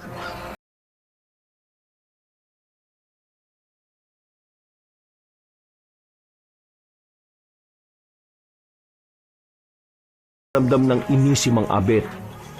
Napakuyom na naman siya ng kamao at napakagat ng labi hanggang sa magdugo yun. Samantalang si Raha ay unti-unti nang bumabalik sa pagiging tao dahil sa sobrang panghihina. Pero pinipilit niya pa rin ang sarili na makalakad dahil ayaw niyang maging pabigat. Bakit ko pa kasi siya iniwan eh? Mga Abit, tara na po. Saan po tayo pupunta? Uuwi na tayo sa bahay. At lahat na makikita niyong tao na pwedeng tulungan, isama niyo. Ligtas sila sa bahay dahil hindi makakapasok roon ng mga abwak. Sige po. Nagmadali na nga silang makauwi ng bahay at malayo pa lang sila ay naririnig na nila ang boses ni Aling Betcha. Halatang nakikipagsagupa rin ng ginang at tinutulungan ng ibang tao na nakikipaglaban sa kani-kanilang mga buhay. Aling Aloha! Aling Abuela! Aling Buenas! Madali ho kayo! Pumasok kayo rito sa ginawa kong bilog na buhangin! Mas ligtas dito! Mahal, nandito na rin kami! Madali kayo! Tara na! Dali-dali nga rin silang tumakbo sa inukit na bilog na buhangin ng babaylan. At pagkatapos ay inabot ng ginang ang bag ng kanyang asawa, saka nila hinarap ang mga kalaban na paparating. Si Aling Betcha ay nagwisik ng kakaibang langis na may halong halamang gamot. Nang tamaan nito ang pakpak ng mga babaeng abwak, ay kaagad na nagliyab ang mga ito na parang sinusunog. Humiyaw ang mga halimaw bago bumagsak sa lupa at pagkatapos ay sabay-sabay silang nangisay-ngisay hanggang sa mamatay. Si Mang Abit naman ay pinuntirya ang lalaking abwak na nagtatangkang lumusob mula sa ilalim ng lupa. Pero hindi nito nagawa dahil tila matigas at solidong pananggalang ang ginawang pamilog sa buhangin ng babaylan. Lumabas ulit ang halimaw na nasa ilalim ng lupa. Nakagad namang hinagupit ng albularyo ng kanyang buntot pagi. Nagliyab kagad ang likuran ng taong bayawak at tinangka nitong tumakas. Pero muli siyang hinagupit ng Ginoo hanggang sa madapa na siya at tuluyang mag-apoy ang katawan at matupok ng apoy. Habang patuloy na nakikipaglaban, ay biglang nawala ng bisa ang pabilog na buhangin. Dahil sa nagtutulakan ng 3 tsismosang kasama nila, sa takot ni na Aling Aloha, Aling Abuela at Aling Buenas ay nasira nila ang pabilog. Wala na tuloy na gawa ang lahat kundi ang tumakbo pabalik sa loob ng bahay. Ang ilang tao rin na natatawa sa kanila ay doon din tumuloy para makaligtas sa paglusob ng mga abwak. Marami na silang napatay, pero sa kabila nito ay tila tuloy-tuloy pa rin ang pagdating ng mga kalaban na parang walang katapusan. Ang ilang mga bahay ay nasusunog na. Marami na rin ang naging biktima ng mga aswang. Ang hiyawan ng mga taong nagmamakaawa at tumihingi ng tulong ay tila umaalingaw-ngaw sa buong baryo. Mula sa bintana ay nanlulumang pinagmasdan ni Mang Abet, Aling Betcha, Raha at Sulaiman ang kaguluhan sa labas. Ano na pong gagawin natin? Siguradong hindi sila titigil hanggat hindi nila kami nakukuha ni Raha. Total, tayo naman ang kailangan nila. Kaya harapin na natin sila, Sulaiman. Gawin na natin ang gusto nila. Pasensya na, Raha, pero hindi ko kaya eh. Ayaw ko maging katulad nila. Pero ito lang ang tanging paraan para matapos to. Tama ang sinabi mo. Dapat naman talaga na sa una pa lang ay naisip nyo na yan. Hindi kayo nagpunta rito sa baryo namin. Hindi magkakaroon ng gulo. Anong ginagawa mo rito? Apit naman, hindi ako ang kalaban dito. Ang 2 kambal na yan na kinupkop nyo ni Betcha. Sumama na sila roon sa mga aswang na yan para manahimik na tayo. Kasalanan naman nila to eh. Kayo ring mag-asawa. Kung hindi nyo sila kinupkop, hindi magkakagulo ng ganito. Naririnig mo ba ang sinasabi mo, Aling Tasing? Nakalimutan nyo yata na nandito ka ngayon sa pamamahay namin. Huwag kayo mag-alala. Pagkaalis ng mga aswang na yan, hindi nyo na ako makikita rito. Kayo mga nakatunga nga lang dyan. Ano pang hinihintay nyo? Ilabas nyo na yung kambal na yan para makuha na sila ng mga aswang at umalis na ang mga yan. Tumigil ka, Aling Tasing. Matagal ko nang gustong gawin sa iyo to para matauhan ka eh. Lumagutok ang malakas na sampal ni Betcha sa pisngi ni Aling Tasing. Dahil dito ay nagulat ang lahat sa nangyari, lalo na ang mga kumari ng ginang na may masamang ugali. At lahat ay napatanga, pero kitang-kitang mukha ng karamihan na tila nakontento sa ginawang yun ng babaylan. Para bang naiganti sila sa pambabastos at panlalait noon ng nasabing babae. Sana magising ka na sa katotohanan dahil sa ginawa mo. Pagbabayaran mo to ng malaki sa akin, Betcha. Pagkatapos ng pangyayaring ito, sinisiguro kong magbabayad kayo ng asawa mo at mapapalis kayo sa baryong ito. Wala na akong pakialam sa galit mo. At bago ka magalit sa amin ng asawa ko o kahit kanino rito, siguraduhin mo munang mabubuhay ka bago sumikat ang araw. Makinig kayong lahat. Kahit isuko natin si Raha at Sulaiman, hindi natitigil ang mga aswang sa pagsalakay. At lilinawin ko lang, hindi mangyayari ang mga ito kung hindi nakipagkasundo ang tinitingala ninyong si Aling Tasing sa mga alagad na kadiliman na sumasalakay sa atin ngayon. Hindi totoo sinasabi mo. Huwag ka na magkaila. Pinaalalahanan ka namin na huwag ka makikipaglaro ng apoy sa mga alagad na kadiliman eh. Pero dahil sa kasakiman mo, tinuloy mo pa rin. At ngayon nadadama yung mga inosenteng tao dito sa baryo. Huwag ako ang sisihin niya dahil kayong mag-asawa ang may kasalanan. Kung hindi nyo dinala ang kambal na yan dito, wala na sanang gulo. Kung hindi ka lang mapagmataas at mahilig magmarunong sa mga bagay na hindi mo naintindihan, hindi na to mangyayari. Alam mo, kahit magsisihan pa tayo dito na magsisihan, huli na ang lahat dahil sinalakay na ng mga aswang ang baryo. Marami nang namatay at mamamatay. Sa gitna ng pagtatalo, bigla silang nakarinig ng malakas na dagundong ng lupa mula sa labas ng bakuran. Karamihan sa kanila ay napatingin sa malaking bintana at mula sa hindi kalayuan ay kitang-kita nila kung paano mayugyog ang mga puno. Para bang may kung anong nilalang mula roon ang papalapit ng papalapit sa kanila. Ang ilan din sa mga aswang na taong uwak ay papasugod na rin pati ang mga taong bayawak. Maya-maya pa ay tuluyan ng nabuwal ang 2 puno sa harap ng bakuran at walang ano-ano. Mula sa makapal na usok ay lumabas ang isang dambuhalang taong bayawak. Parehong nanlaki ang mga mata nilang lahat dahil sa nakakatakot na anyo ng nasabing halimaw na 8 talampakan ng taas. Mas gulat na gulat ang kakambal dahil kilala nila ang nasabing nilalang. Ang kanyang katawan ay natatakpan ng makapal na kaliskis. Ang mga mata naman ay naglalagablab na pinaghalong pula at dilaw. Habang ang mga kuko ay mahaba at kumikislap kapag tinatamaan ng liwanag galing sa buwan. Sa bawat pagakbang ay tila nayayanig ang kalupaan. Raha, Sulaiman, mga anak ko, bumalik na kayo sa akin. Uminom kayo ng sariwang dugo't kumain ng sariwang karne ng tao dahil hindi kayo makakatakas sa inyong kapalaran.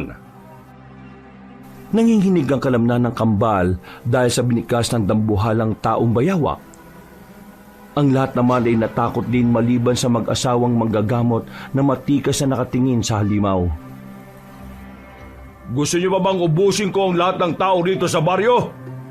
Sa bagay, mauwi rin naman sa galon ng lahat dahil kapag nakatikim na kayo ng sariwang karne at dugo ng tao, siguradong kayo na mismo ang papatay sa mga taong nandyan sa loob. Kaya mga anak, bumalik na kayo at tanggapin ang inyong kapalaran. Huwag kayong tumulad sa nanay niyong matigas ang ulo para hindi na tayo humantong sa kamatayan. Pinatay mo ang nanay namin, kaya hindi kami tutulad sa iyo o sa inyo. Alimbetsa, mga abit, ayaw ko pong sumama sa kanila. Ayaw ko maging aswang. Ayaw ko maging katulad nila. Umiiyak na yumakap si Sulaiman kay Aling Betsa at nang makita ito ni Lakan ay lalo siyang nanggalaiti. Kung ganon, uunahin kong patayin ang mga taong yan bago ko kayo hilahin pabalik sa kuta. Umalulong ng malakas si Lakan na sinundan din ng kanyang mga alagad. Natakot naman ang lahat ng taong nasa loob ng bahay para sa kani-kanilang mga buhay. Pagkatapos ng nakakakilabot na alulong, ay mabilis na sumugod si Lakan. Pero pagpasok niya sa bakuran, ay biglang nagliyab ang mga kamay niya at nasunog. Ngumisi siya at tumingin sa mag-asawang manggagamot na nakangisi rin sa kanila. Ha! Aba, mukhang galing sa lumang kalaman ang salamangkang ginamit nyo. Bibihira ang may kakayahang katulad sa inyo. May matinding pangontra laban sa katulad kong matataas na uri ng aswang.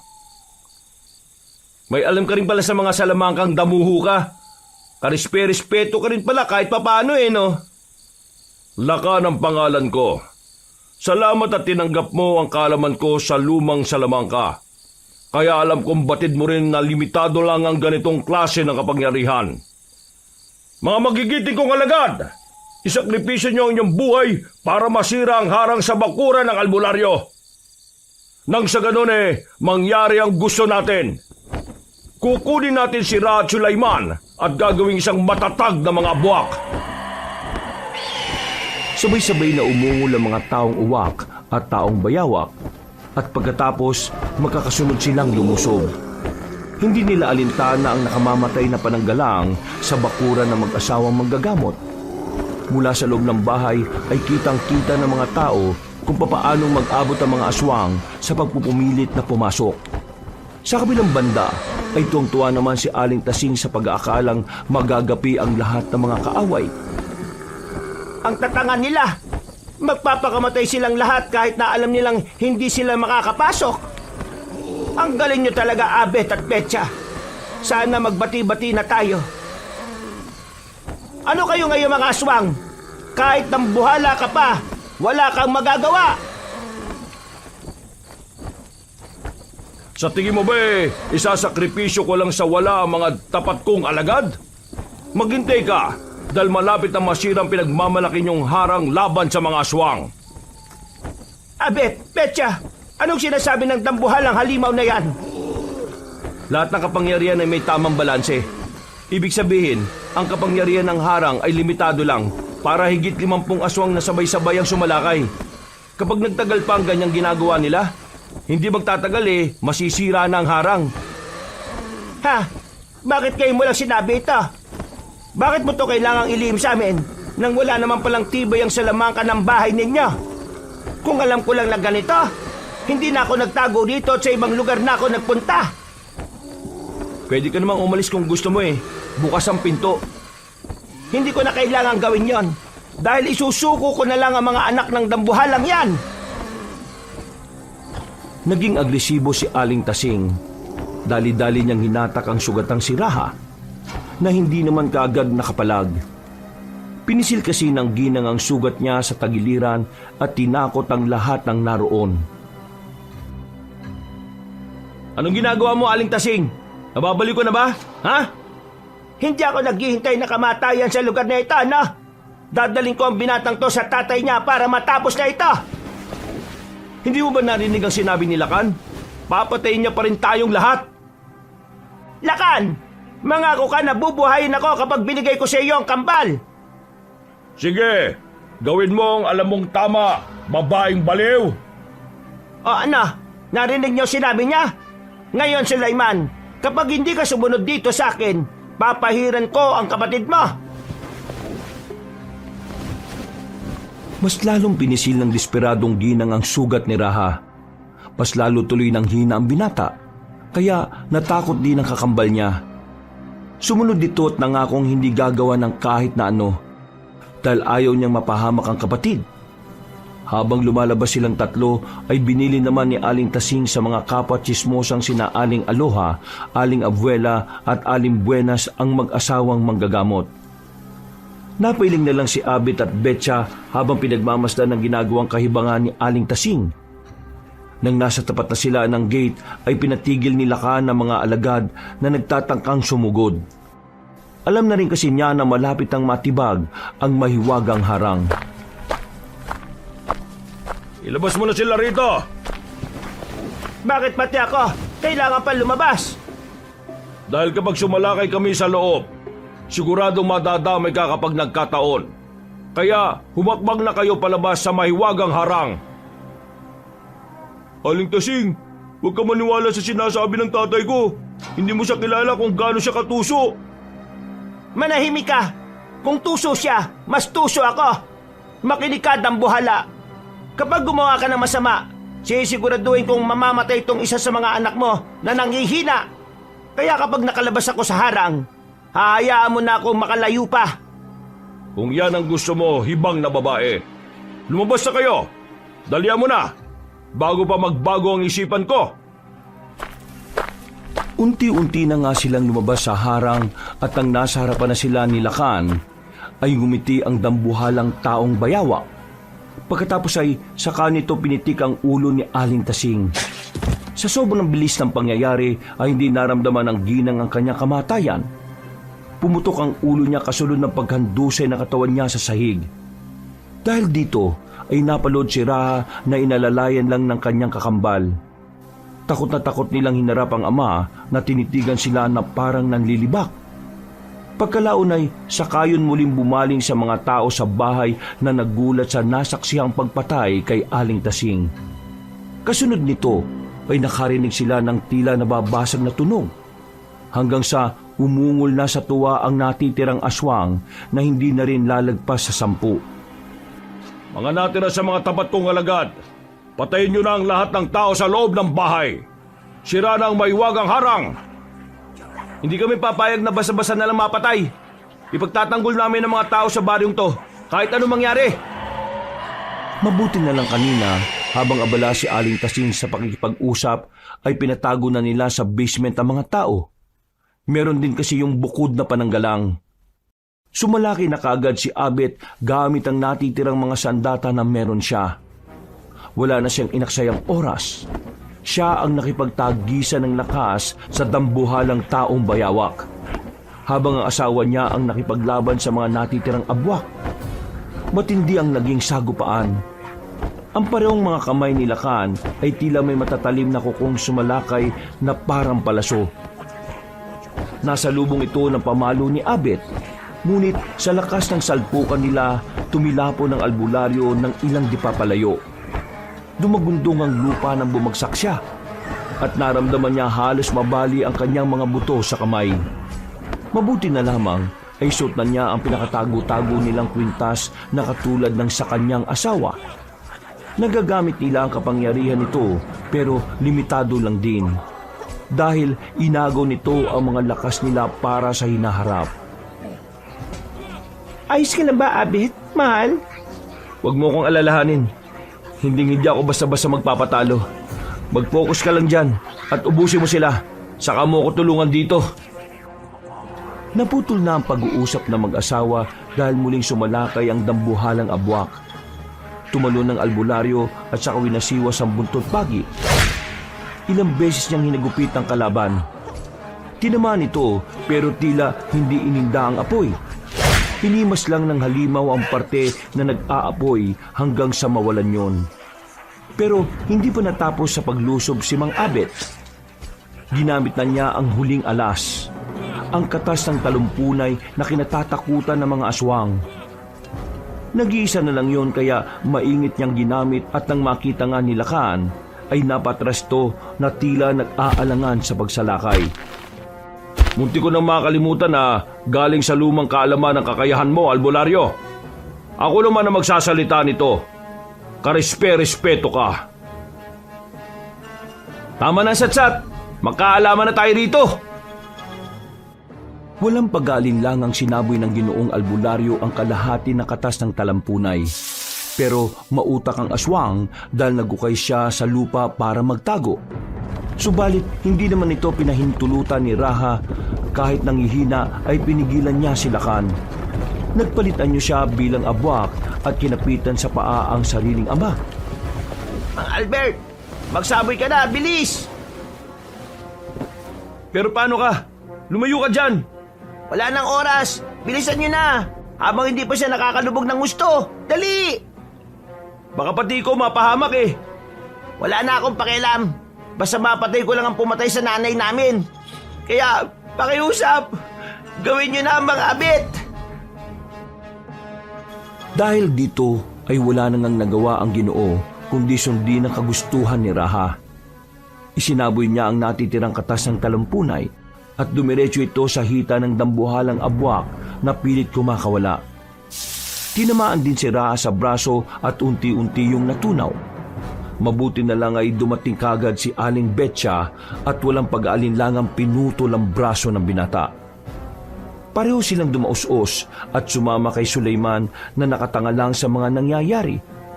Hindi nila nakita kung anong nangyari kay Lakan pagtayo nilang lahat at wala na ito.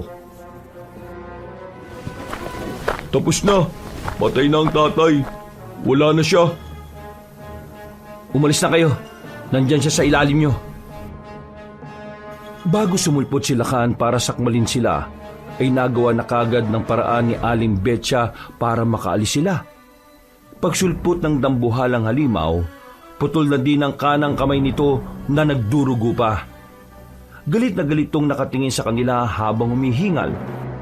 Tuluyan namang nawala ng malay si Raha na naputol na rin ang kanang kamay habang nasa anyo pa ng tao. Patuloy na tumatagas ang dugo niya na kaagad tinakpan ng piraso ng damit si Aling Betcha habang inuurasyonan. Akala nyo uubra sa akin ng mga ganyan? Sa tagal ng panahon kong nilalabanan ng mga gumagamit ng makalumang sandata, sa tingin nyo ba hindi ko pa alam kung paano yang kontrahin? Ngayon, ako naman, humanda na kayong lahat na mamatay!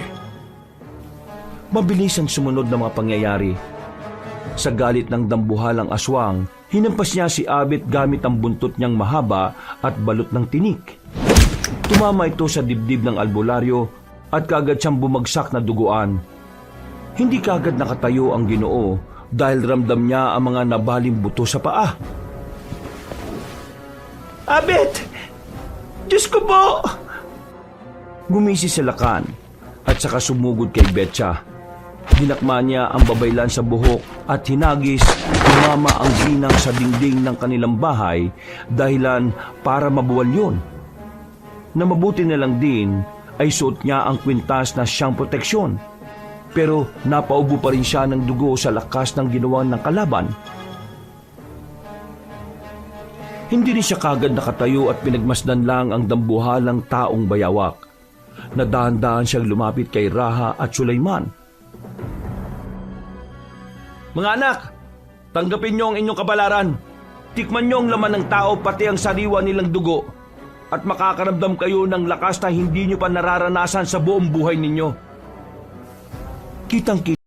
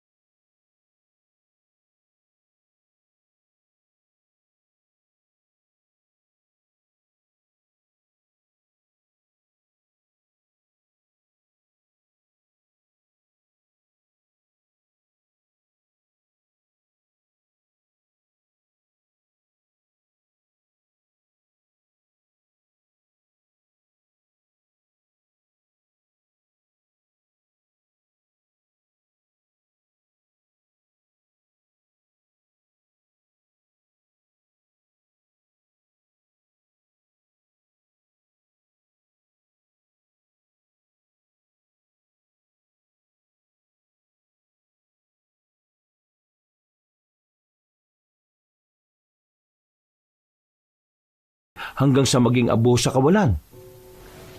Abet, mahal, ayos ka lang ba?